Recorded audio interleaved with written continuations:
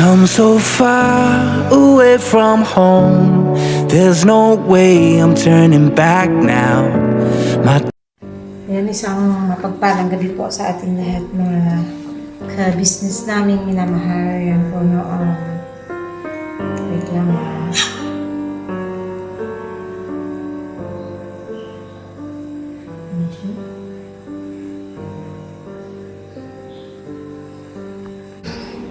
Yan nga mga ka-business namin minamahal. Kakawi lang po namin sa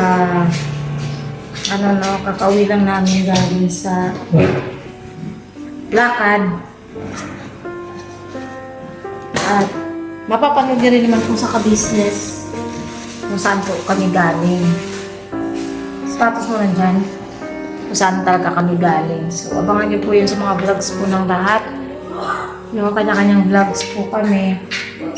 At ayun nga mga ka-business, pag dating po namin, pag ano po namin kanina, wait, mag-microphone lang po. Ayun nga, nabasa niyo naman na siguro sa thumbnail mga ka-business kung patungkol saan itong vlog natin ngayon, no? Honestly mga ka-business, hindi po namin maano kanina kasi mag-hi ka muna. Magandang gabi po mga kabis, mga kapapi, mga kamars. Okay. Iyan mo na, i-charge mo na, tapos matulog ka na, baby ko. Ayun nga, sa totoo lang mga ka-business, ko alam kung paano ko sisimulan. Kasi kanina, doon sa pinuntahan namin, wala talagang signal. Ngayon po, bigla, nung nandun na po kami, tumawag po ang papa ni Bay. Isang nakakalungkot na balita po yung inihatid niya mga ka-business. Pakiram nga muna ng cellphone mo. Nakita ko lang yung pwede ng baby. Nasaan na sinunod ni papa mo. Isa nakakalungkot na balita lang po kasi mga ka-business yung inihatid ng papa ni Bay.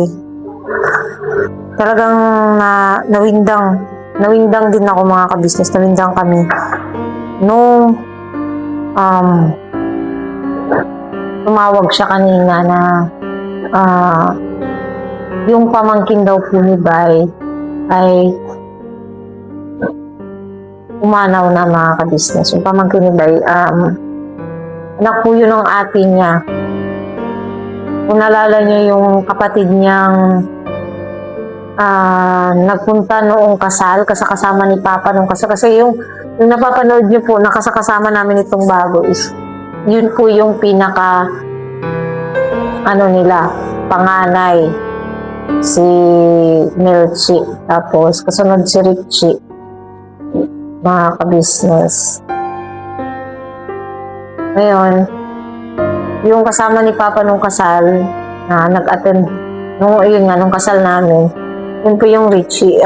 Nasa ano po siya ngayon, nasa Lakewood, although nakabanding namin siya noon mga ka-business. Kung nalala niyo yung nagpunta kami noon ng birthday ng papa ni Bay, 58 or 59th birthday ni Papa.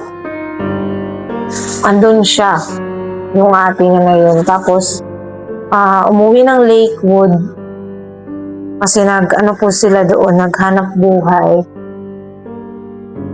Ngayon, binalita niya po na nabuntis po kasi yun. May asawa po hindi po siya may asawa naman. Ayun nga, binalita lang ng papa ni Bay na namatay nga daw po yung anak ni Richie na nakatatandang kapatid ni Bay, mga ka-business. Hindi ko rin sukat akalain sa taba ng bata, mga ka-business. Taba pala ng bata, papa, para rin si yung anak niyang isa. Taba nung siyang si Kinkin. Kaya parang nga siyang si Kinkin. Ang gusto ko na itong bata ito Kung ito yung... Nag po kasi siyang ikinamatay niya po mga ka-business. Sabi ni Melchi sa akin pa, nagsusuka at nagtae. Ngayon, ngayon, na daw, yung luya na ba? Huli na nga daw naidala sa ospital. Huli na nga daw nadala sa ospital. Sabi ni Kuya sa bata, eh. Oo, talawang bata pa, oh. Ano man sila karon? Ano? Ano man sila karon bitaw? Ano? Hindi ko mga kabisnes kasi ang taba ng bata, tas Baya siya nasa ito kanila. yung picture ng bata na Bawal yan, no?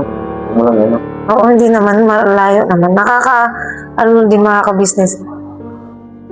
Hindi daw agad nadala sa ospital. Dinala nila nung, Uli na. na yung bata, weak na. As in, na yung bata, lanta. Lanta na nga, lanta na yung bata. Na-dehydrate yan. Tsaka ano yan, umusan ng tubig yan. Great gun. Oo. Hindi mo alam. Kung ano man taka kung sa'yo, sa may mga sakit, di ba? Kailangan ka sa probinsya. Wala mo yung buwata. Wala mo yung una-una.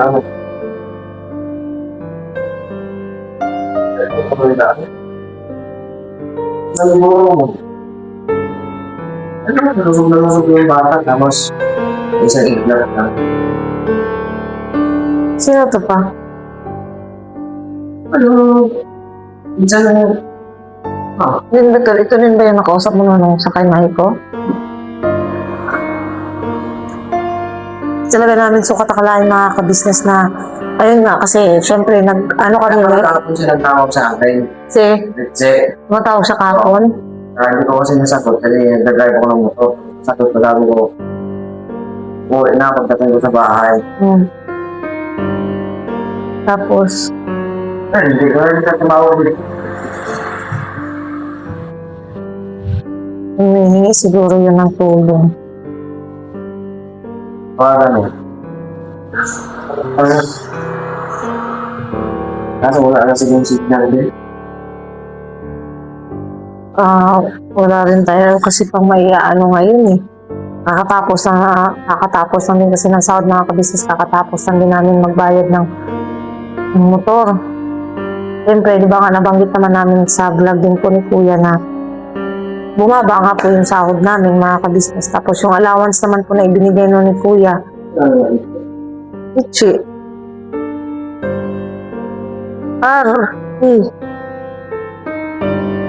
Basig si Bidong imo ang nakuan. Ano ba pangalan ni Bidong? Hindi ko rin alam eh.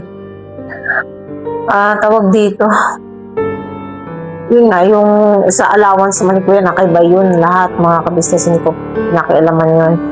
Pinambayad niya yun bayad, binigay niya sa papa niya, kay ate niya, sunay niya yun. Tapos, nagpa-change oil siya mga kabisnes ng kanyang motor. Yun na rin kasi yung allowance niya. Tapos, ito kasi, ngayon lang din kasi namin nalaman. As in, ngayon lang, ngayong gabi lang, di ba pa? Gabi na natin nalaman nung nandun na kami sa mga kabisnes. Nandun na kami sa mismong lugar ng Tapos parang hindi ko rin alam, sa totoo lang, hindi ko rin alam kung ano magiging reaction ko mga kabisnes. Siguro yung tumatawag sa kaybay kahapon, baka kasi humihingi yun ng tulong. Ano ko lang naman, hindi ko rin alam eh.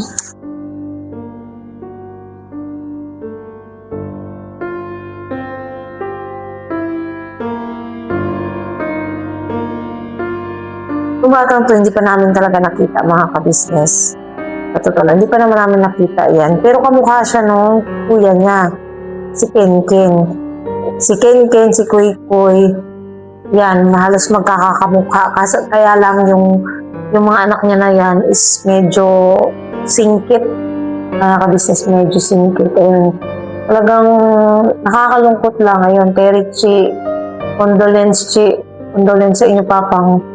Kasi, yung mahirap yun mga kabisnes kung tutusin. Kasi nakasama niya na siya, nabuhan niya ng inalagaan, di ba? Mahirap yun bilang isang nanay mawala ng isang anak. Ako, siguro, simba ko lang ba? Baka mamatay pa ako mga ka-business. Baka mamatay pa ako pagka ganun. Hindi ko kakayanin yung ganun talaga. As in, nun nga lang, hindi ko makita si Kuy Kuy sa classroom nila. Dahil hindi ko alam na nasa KB house na pala. Halos mahimatay na nga ako sa sobrang kaba na para kung mababalo na di ko maintindihan eh. Diba? Paano pa yung ganyan na katulad ng kay Richie? Katulad ng ibang nanay na nawawala ng anak. Yung mga nanay na ayun nga diba nakasama niya kasi mga ka-business eh. Nakasama niya yung bata ng 9 na buwan. Talagang mahirap. Yan kay Richie, pakatatag lang kayo ni Bidong, no? Pakatatag lang kayo at siguro, di ko lang din maipapangako kung ano't ano man, pero di ko. May inaantay lang ako na mga ka-business eh, pero sana.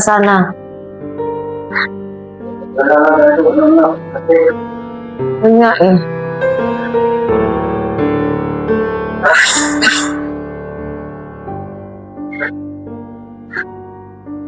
Hindi talaga namin inaasahan itong sakit ko. Hindi namin inaasahan mga ka-business.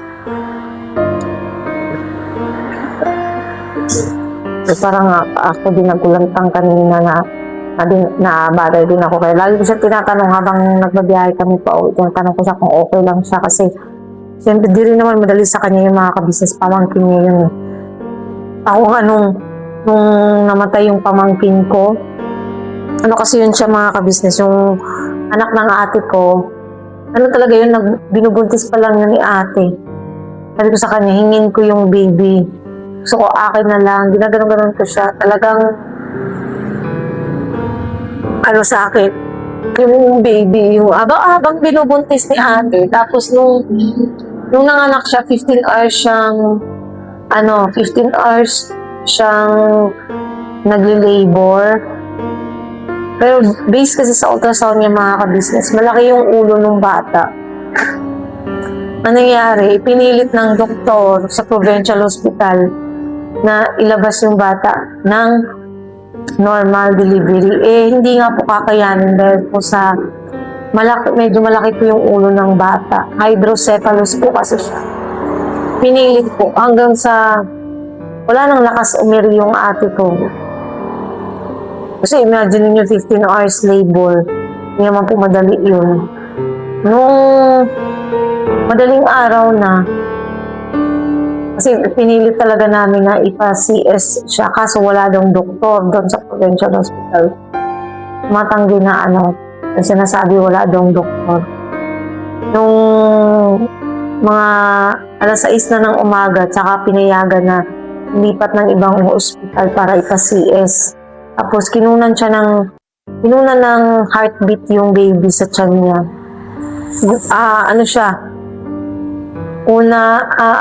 Bigla siyang pagkuha ng heartbeat, ang bilis ng tibok.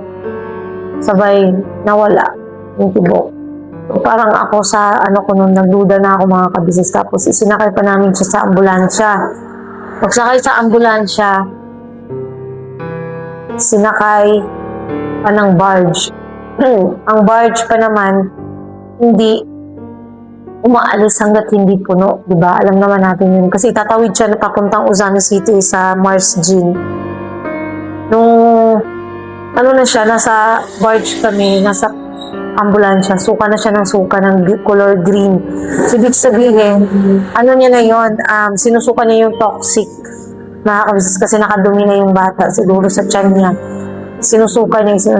Pasintabi lang po mga kabisnes, ito yung usapang lang naman, pagkaalala ko lang din sa pamangkin ko ba. Pasintabi lang po sa mga kumakain na mga babayan natin dyan. Ayun, nung dinala siya sa Mars Jean, ang unang ginawa ng nurse, inuna ng heartbeat ng bata. Andun ako mismo mga kabisnes kasi ako ang nasa loob ng ambulansya. Nung kinuna ng heartbeat, wala na. Sabi sa akin ng nurse, "Taxi po kayo ma'am ha, wala na pong heartbeat ng baby." Kasi inanlumo ako mga ka-business kasi kahit nasa tiyan pa lang yung baby, kahit nasa tiyan pa lang siya, napamahal na kasi sa akin mga ka-business dahil kung anong hinihiling ng ate ko na yun, noong nagbubuntis siya, binibigay ko sa kanya kung anong hinihingi niya para sa baby. Kahit lagi kaming nag-aaway nun, di naman natatapos yung araw na hindi kami nagkakabate. Ayun, patay yung baby, mga ka-business. Nung inoperahan siya, nung ano na siya, na CS na siya, ang ano doon, yun nga, hydrocephalus yung bata, tapos sumabog yung matres ng ate ko. Tinanggal po yung matres niya. Kasi nakita ko nilagay siya sa isang parang balde na may takip na maliit lang. Nilagay doon yung matres niya. Sabog talaga, as in, wasak yung matres ni ate. Kasi siguro sa kaka-ere niya yun ng 15 hours, syempre, hindi nga lumalabas yung bata, mga ka-business. So yun, tapos ang ginawa ko noon, para hindi ko alam kasi mga ka-business dahil hindi pa sila naglalabas ng death certificate ng baby. Hindi ko alam kung paano ko siya, kasi ang ano doon, dapat mailibing na agad. Hindi po agad-agad na naglalabas ng death certificate ng ospital. Ang ginawa ko para hindi ako mga ka-business at maiuwi ko, hindi baga mahuli. Ginawa ko, isinakay ko siya sa bus. Tapos, binalot siya ng nurse ng tela. Yun, binalot siya. At inilagay sa isang karton. So, yung karton na yun, naka-tape din. So, sumakay ako ng bus, mga ka-business. Ikot ako from Ozami City to Mulave. Doon na ako dumaan, Mulave. Hindi na kami dumaan sa barge. Hindi na ako sumakay ng barge. Although mas malapit yun talaga, tawid lang. So, pinagtsagaan namin na ibiyahe siya, mga ka-business, kasi wala naman kami sasakyan pa ng mga ka-business As in, ano lang, ayun nga, binahi ko siya papuntang Lanao para maiuwi ko. Kasi kung isasakay ko siya ng barge, mahuhuli ako. So yun, talagang, yun, alam ko kung gaano kasakit, mga ka-business. Hindi ko nga anak yun, pamangkin ko lang din yun, pero yung sakit talaga sa, alam mo yun, ang sakit sa dibdib na mawala ng mahal sa buhay. Kaya si Bay, dinadaan niya sa ganun, sa galit niya. Nagagalit siya. Kanina pa siya nagagalit, mga ka-business. Talagang kanina pa siya na bakit pinabayaan yung bata? Andun na nga sa probinsya, may mga herbal naman. Bakit hinayaan yung bata na maging ganun? Kasi alam naman natin, mga ka-business, pag ang bata nagngingipin, talagang dumadaan ko yan sa pagsusuka, pagtatae, sinabi po ulit. Yung ganun naman talaga nangyayari, mga ka-business, hindi naman naiiwasan yun. Ang nakaano lang doon, pinabayaan nila, hindi nila agad dinala sa ospital. Yun naman yung malinong magulang na alam naman pala nila na ganun yung sitwasyon ng bata, hindi pa agad naisugod. Hindi, sorry, pasensya na, hindi naman sa sinisisi ko. Talagang nakakapanglumo lang, mga ka-business. Yung isa nagagalit, malas. Nagagalit po siya, kanina pa siya nagagalit. Napabayaan na daw yung bata, bakit nagkaganon. Parang sa akin po, bumalik sa akin yung lahat ng alaala ng sa kapatid ko yun na isa na mga ka-business na namatay din. Pero naman yun siya, 6 months pa lang naman yun, si Ate Estela. Ganyan din, nagsusukat, nagtatae, mga ka-business. Tapos dinala nila mama sa ospital. Naging okay man yun, pero may in-inject sa kanya, mga ka-business. Yung in-inject sa kanya, biglang nangisa yung bata, si ate. Tapos sabay, binawian ng buhay. Alam mo yun, mga ka-business, yung parang, kasi syempre, hirap ang buhay nila mama noon, hirap kayo sila ni papa.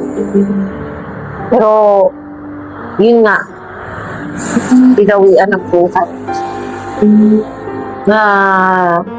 Halika dito pa. Ha? Bakit?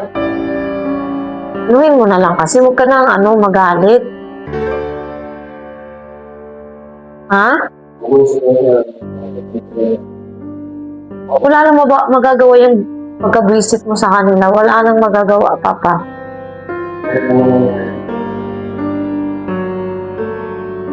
Wala tayong magagawa. Iniloob yan ng Panginoon eh. Hindi naman natin hawak buhay ng tao, di ba?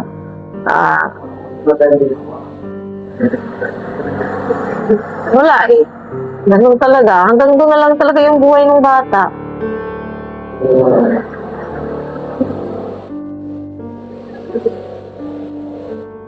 Huwag na lang natin sisihin si Richie kasi masakit din yun para sa kanila eh.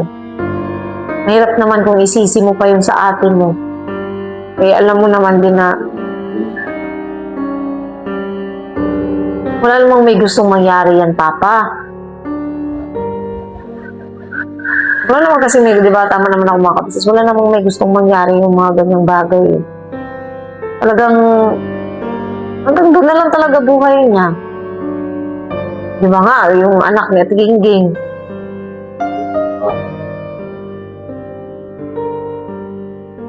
Wala eh, hindi siguro, baka kasi nangihinayang din, baka walang ang dala ng mga ospital. Kasi, ang mga ospital din kasi ngayon, mga kabisnes, yung iba hindi naman nila lahat. Hindi ko sa nila lahat, mga kabisnes. Kasi nga, sa Marawi talaga, yung ospital doon, walang cashier. As in, libre lahat. Siguro baka kako ba na hindi nila madala-dala kasi nga walang pera. Ay baka yun tumatawag din sa'yo kahapon. Eh, hindi rin naman siya nag-ano sa akin. Hindi ko rin naman alam. Wala, hindi ko rin talaga alam mga ka-business eh. Baka yun yung niya na kaya siya matawag sa'yo kahapon. Parang hihingi yun ng tulong. Kasi baka nga kako, yun yung sa isip ko eh. Baka kasi hindi nila madala sa ospital dahil nga may mga ospital na hindi tumatanggap ng walang down payment. Diba? May mga ganun kasi mga kabisnes, may mga ospital na ganun eh. Na hindi nila kayang tanggapin or hindi nila tinatanggap ang mga pasyente ng walang bayad. So nila may down payment ka. May mailalagay ka. Ang hirap din talaga mga kabisnes. Sa totoo lang, ang hirap. Kahit ako na, hindi ko man yun, pero si Richie naman kasi, pinagsamahan din naman kasi kami ng kapatid niya mga kabisnes. Mabait naman kasi si Richie sa akin. Kaya parang, ang hirap naman talaga tanggapin. Kung si Bay nga dati nga siya nung sa pamangkin ko eh. Paano pa ako, diba? Hindi man namin pa nakita yung bata, pero pamangkin niya ni Bay eh, kaduguyan ni Bay eh, di ba? Ano niya yan eh, kaya siya yan, mga kabisnes, nag-visit siya, naiinis siya, nagagalit siya, sa totoo lang nagagalit siya sa atin niya kung bakit pinabayaan yung bata na maging ganun. Nagnipon siguro. Panigurado yan, kasi ganyang edad, di ba Papa? Pag 9 months po yung bata, pag 9 months na talaga, pag nag-iipin. Pero ang kasi dun, marami namang alam si Richie ng mga di ba pa? Bakit ganun? Hindi naman niya yan first baby, pangatlong anak niya na yan. Pangatlo, di ba? Pangatlong anak niya na yan eh. Dapat alam niya na yun. Masyado na siya naging kampante. Ako sa totoo lang si Kuy dati. Rin siya mga kabisnes. Dumaan din sa ganyan si Kuy, lalo na pag nangingipin. Pero so far naman, nagpapasalamat naman kami sa Panginoong Diyos kasi talagang si Kuy never po nadala sa ospital. Kasi po, since baby pa lang si Kuy mga 2 linggo pa, 2 araw ba yun, na sinipon siya. First week niya simula nung pinanganak ko siya mga kabisnes, sinisipon siya. Ang ginagawa namin ni Bay, salitan kami sa pagtulog ng nakaupo. Kasi hindi po makahinga yung baby. Hindi makahinga si Kuy. Pag inihiga ko siya, hindi siya makahinga dahil sa sipon niya. So, salitan kami ni Bay, natutulog ng ginagano na si Kuy nakatayo. Nakatayo si Kuy na ganun. Ano ginagawa namin dati, salitan. At, ang namin mga kabisnes, ginamot namin kay Kuy Kuy. Saglit ito pa? Kalabo. Ano sa Tagalog yung kalabo? Oregano. Nilalagay namin sa ibabaw ng kanin. Tapos, pagka ano na niya mga ka-business, pinipiga namin. Yun yung pinapainom namin, dinadropper namin. Pinapainom namin kay Kuy Kuy. O, di ba? Hindi naman nagtagal yung sipon niya. At, yun nga, ang ginagawa namin mga ka-business tuwing nagkakasakit si Kuy Kuy. Herbal. Walang antibiotic. Ay, sorry po. Sorry po. Walang antibiotic kasi walang gamot. Tinanay namin siya sa pure na pamamaraan, yung ganun nga, yung sa pag-ano, pag-herbal. Sana no, na i-ano ni Richie. Hindi ko alam.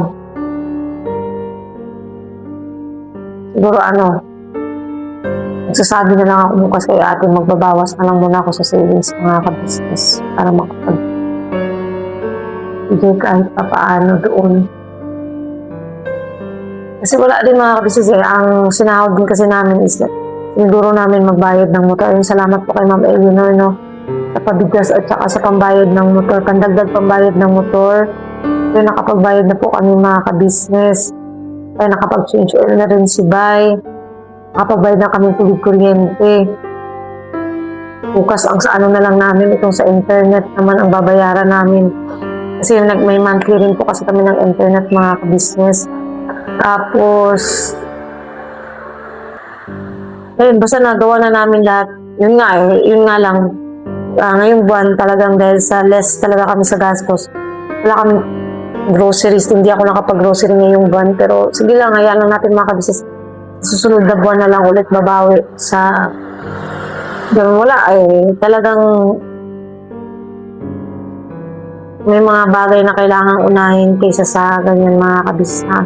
At least ang importante may bigas kami, may mga gulay-gulay naman na si Bay dyan, may mga dilata pa naman ng kahit pa paano makakapag pa kaya pa para kay Kuy Kuy.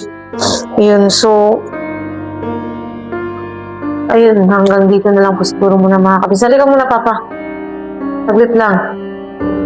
Dang.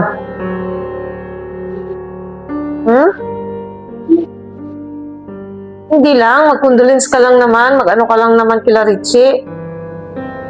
Huwag kairali ng katigasan pa. Mag-ano ka rin sa kapatid mo.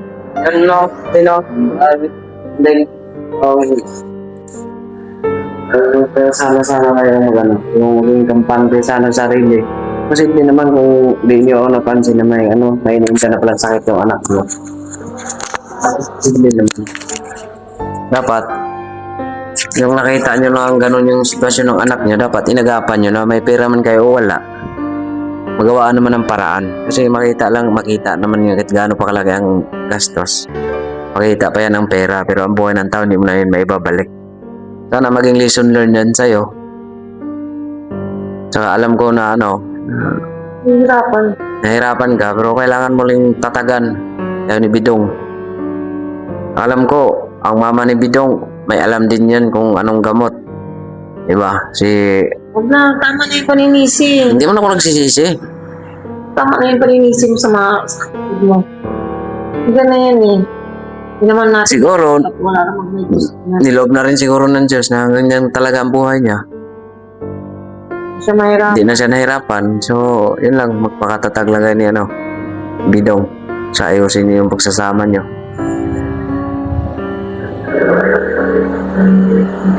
Yun lang. Mag-iingat kayo dyan palagi.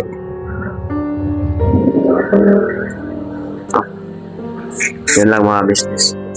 So, ayun mga ka-business, no, hanggang dito na lang po muna yung simpleng vlog namin na to. Ayun. Again, kay Richie, condolence sa pamilya ni Bidong. Ayun, condolence. Basta gagawa kami ng paraan para kahit pa paano makatulong. Kahit pang kapi-kapi na lang sa sa lamay. Hindi naman ganun katagal yung lamay yan, pero alam ko may lamay yan So, ayun. Salamat po sa pagsama niyo po mga ka-business. Please support po unang-una, Ka-Business Official, Ka-Business Family, Papa Dins TV, Mrs. KB Official, Famous Budang Official. Siyempre po, channel po ng mga kagwangs, mga ka-business, please po supportahan natin. At salamat po sa lahat ng viewers, silent viewers, subscribers na walang sawang sumusuporta. At nagmamahal po sa buong Ka-Business Family. Maraming salamat po. At sa lahat din po ng mga butihin naming sponsors mula noon hanggang ngayon na hindi rin po talaga nagsasawang magpaabot ng pagmamahal. So, God bless po sa ating lahat mga ka-business. Basta, birabanat lang tayo palagi. We love you all po.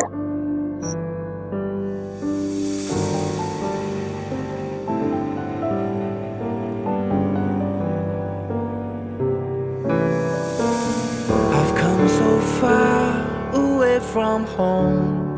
There's no way I'm turning back now. My destination is unknown, so I keep pushing, never slow down. A big blue sky, a pocket of dreams, a head full of hopes, possibilities. I'm taking a chance to reach for the stars, for the stars. If I fall, then I'll get back up, try again, come back stronger in a while. They build